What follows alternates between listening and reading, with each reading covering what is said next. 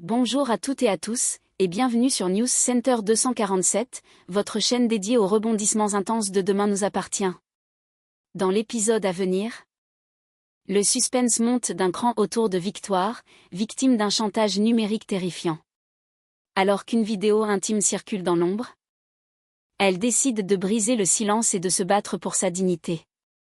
En parallèle, une enquête pleine de rebondissements s'ouvre avec l'aide de Martin et Roxane, tandis qu'un détail troublant autour de l'installation de la fibre pourrait bien révéler l'identité du maître chanteur.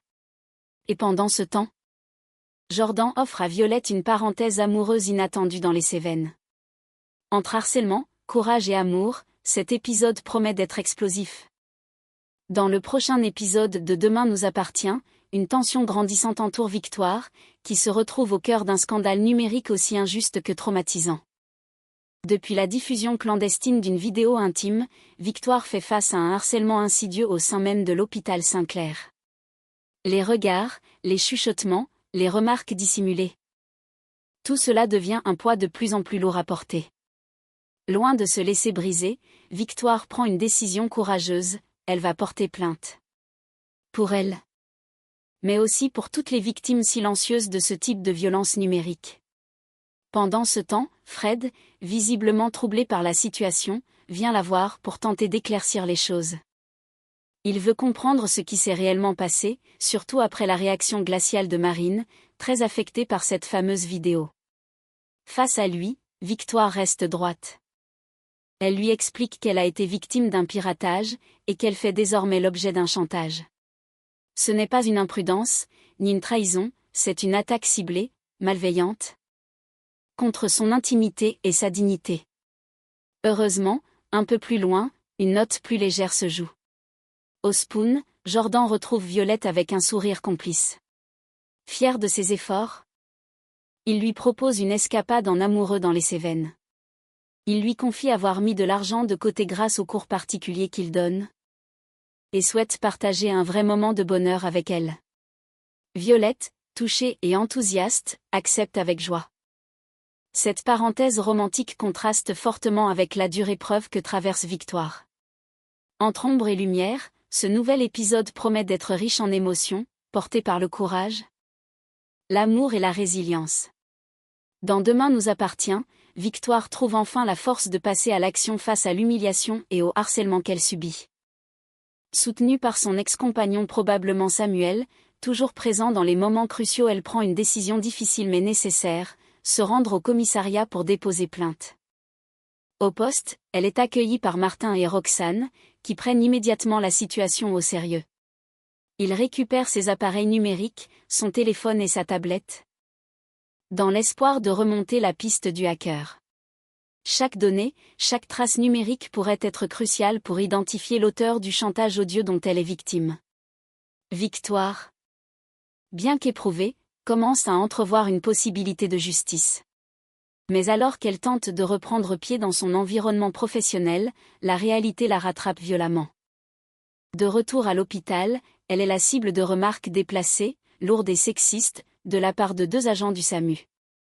Leur ton graveleux et leur sous-entendu lié à la vidéo nue dépassent les limites. Déjà à fleur de peau, Victoire explose. Sans filtre ni retenue, elle gifle l'un de ses collègues, incapable de contenir l'humiliation et la colère accumulée. C'est à ce moment-là que Samuel intervient pour apaiser la situation. Il tente de calmer les esprits, conscient de la tension extrême dans laquelle se trouve Victoire.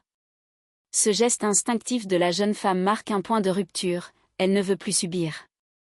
Elle refuse de rester silencieuse face au sexisme, à la violence morale, et à la cruauté des rumeurs. Un épisode intense et percutant, qui souligne la fragilité des victimes dans l'espace professionnel, mais aussi leur courage à ne plus se taire. Victoire, blessée mais debout, amorce un combat aussi intime que public. Après avoir franchi une étape décisive en déposant plainte, Victoire se rend directement au cabinet d'avocats pour retrouver Soraya. Déterminée, elle veut encourager sa meilleure amie à suivre le même chemin et à ne pas rester figée dans la peur. Face à Soraya, Victoire lui annonce qu'elle a porté plainte, avec calme mais une lueur de fermeté dans le regard. Elle précise cependant qu'elle n'a pas mentionné l'existence de la vidéo nue dans sa déposition. Probablement par pudeur ou par peur que cela complique davantage les choses. Malgré cela, elle insiste, Soraya doit elle aussi se rendre au commissariat. Il en va de leur intégrité, de leur dignité. Et surtout de la nécessité de mettre un terme à cette campagne de chantage et d'humiliation. Soraya, visiblement troublée par cette démarche courageuse, se retrouve dos au mur lorsque Gabriel arrive. Ne voulant pas se justifier, ni dévoiler qu'elle hésite encore, elle choisit de mentir, elle affirme qu'elle est déjà allée au commissariat. Une réponse rapide, presque automatique, qui trahit son malaise et ses doutes. Ce moment met en lumière deux trajectoires intimes, celle de Victoire, qui commence à reprendre le pouvoir sur ce qu'on lui a volé, et celle de Soraya. Encore paralysée par la peur, le regard des autres, et l'impact qu'une plainte pourrait avoir sur sa vie personnelle et professionnelle. Mais une chose est sûre. L'élan de Victoire pourrait bien être le déclic dont Soraya a besoin pour, elle aussi, briser le silence. Le soir venu, à la villa, l'atmosphère est plus intime, presque suspendue. Soraya, accablée par le poids de son mensonge, se confie à Victoire dans un moment de vulnérabilité rare. Elle avoue, la voix basse, qu'elle n'a en réalité pas porté plainte, malgré ce qu'elle a affirmé à Gabriel. La raison ? La honte. Cette honte paralysante qui ronge les victimes, qui fait douter, qui isole. Victoire, compréhensive, ne la juge pas. Elle sait mieux que quiconque combien il est difficile de faire face. Puis, dans une ambiance plus studieuse, les 4 colocataires Soraya, Victoire, Gabriel et Aaron s'installent pour réfléchir ensemble. L'heure n'est plus au silence mais à l'action. Qui pourrait leur en vouloir au point de les attaquer aussi sournoisement ? Quel est le lien entre Soraya et Victoire qui aurait pu être exploité par un maître chanteur ? Ils passent en revue les personnes qui ont eu accès à leur intimité récemment. Amis, connaissances, visiteurs. Puis une piste commence à émerger. Aaron, en fouillant dans ses souvenirs, mentionne un détail qui aurait pu passer inaperçu, la fibre a été installée récemment à la villa. Un technicien est donc entré chez eux, avec un accès direct à leur réseau Internet, à leurs équipements, et potentiellement à leurs données. Cette révélation fait l'effet d'un électrochoc. Et si tout avait commencé à ce moment-là ? Et si le coupable avait profité de cette installation pour infiltrer leurs appareils et récupérer des fichiers privés ? Le mystère s'épaissit. Mais les pièces commencent lentement à s'assembler. Les colocataires sont loin d'être au bout de leur peine, mais pour la première fois, ils tiennent peut-être un début de piste. Le lendemain, les choses s'accélèrent pour Victoire. Face à leurs soupçons de plus en plus cohérents, elle décide de ne pas perdre de temps et compose le numéro de Martin. D'une voix grave, elle lui expose ce qu'ils ont découvert la veille à la villa avec Soraya, Gabriel et Aaron. L'installateur de la fibre pourrait être à l'origine du piratage. Il est l'un des rares à avoir eu un accès direct et prolongé à leur domicile, et surtout à leur box internet. Martin, attentif, ne semble pas surpris. Il lui révèle que la police est arrivée à la même conclusion. En effet, malgré tous ses efforts, Roxane n'a pas réussi à exploiter le contenu du téléphone et de la tablette de Victoire. Comme si les preuves s'étaient évaporées. Mais cette impasse technique a renforcé l'hypothèse d'un piratage local, réalisé depuis leur réseau domestique. Lorsque Victoire lui confirme que l'installateur de la fibre a bien manipulé la box lors de son intervention, tout s'éclaire. Roxane, aussitôt mise au courant, entre en action sans attendre. Elle contacte l'opérateur Internet pour identifier le technicien en question, obtenir son identité, et savoir exactement quand et comment il est intervenu. Ce nouvel indice donne une impulsion cruciale à l'enquête. Un nom, un visage, peut-être même une trace numérique, le voile pourrait enfin se lever sur l'identité du maître chanteur. L'étau se resserre. Le soir tombe sur 7, mais pour Victoire, la tension ne faiblit pas. Malgré la fatigue et les événements éprouvants des derniers jours, elle se rend à l'hôpital, tentant de reprendre le fil d'une vie professionnelle mise à mal par le harcèlement et le chantage. Dans la salle de repos, l'atmosphère semble paisible. Un calme trompeur. Victoire entre. Visiblement épuisée mais concentrée.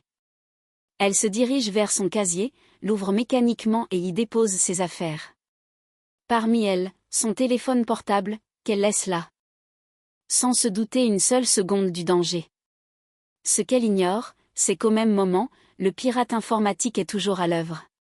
Il a infiltré à distance la caméra du téléphone de Victoire. Tapie dans l'ombre numérique, sa présence est invisible, mais bien réelle. À travers l'objectif détourné de son propre appareil, Victoire est observée à son insu. Chaque geste, chaque expression. Chaque moment d'intimité volé devient une pièce de plus entre les mains du maître chanteur. Cette scène glaçante marque un nouveau tournant dans l'intrigue. Alors même que Victoire croit avoir repris le contrôle, le danger continue de rôder, plus insidieux que jamais. L'ennemi est encore là, invisible, tapi derrière l'écran. Et voilà. Chers fans de Demain nous appartient, Victoire entre enfin dans la lumière, prête à faire face à ceux qui tentent de la briser. Mais alors qu'elle pense reprendre le contrôle, l'ombre du maître chanteur plane toujours, plus discrète et plus dangereuse que jamais. L'enquête s'accélère, les pistes se resserrent, et chaque détail compte désormais pour découvrir la vérité. Dites-nous en commentaire, pensez-vous que l'installateur de la fibre est bien derrière tout ça? Et Soraya osera-t-elle enfin porter plainte? N'oubliez pas de liker, vous abonner et activer la cloche pour suivre toutes nos analyses de vos séries préférées. On se retrouve très bientôt sur News Center 247, pour encore plus de révélations à 7.